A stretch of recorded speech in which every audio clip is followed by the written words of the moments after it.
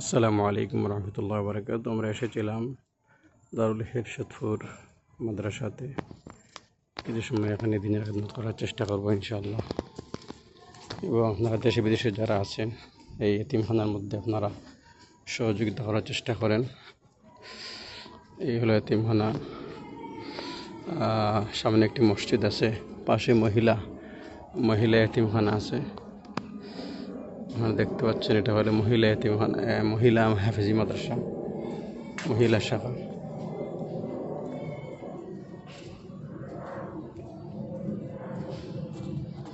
দেখতে পাচ্ছেন এখানে মহিলা শাখা দেখা যাচ্ছে, দারুল হিরশাদপুর মহিলা শাখা।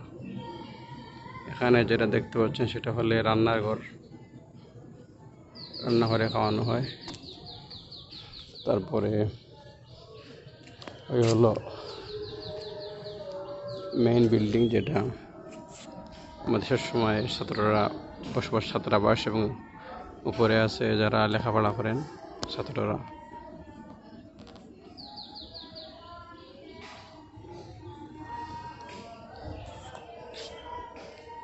আপনারা দেশে বিদেশে যে যারা আছেন প্রবাসী, চেষ্টা করবেন ওইসব প্রতিষ্ঠানে যাতে একটা খেদমত করা যায়, সহযোগিতা করা যায় এতিমদেরকে। এবং ওইটা হচ্ছে তাদের মসজিদ। এখানে নামাজ হয় 5 ওয়াক্ত।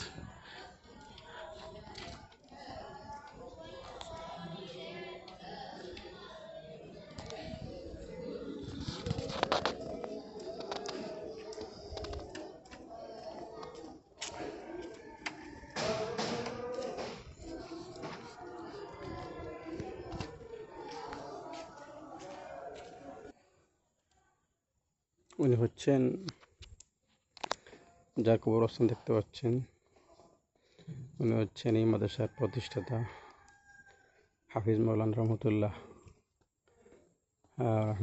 তাআলা আলাইহি। ওনার কারণে এই মাদ্রাসাটি প্রতিষ্ঠিত, ওনার অধিক শ্রমের বিনিময়ে।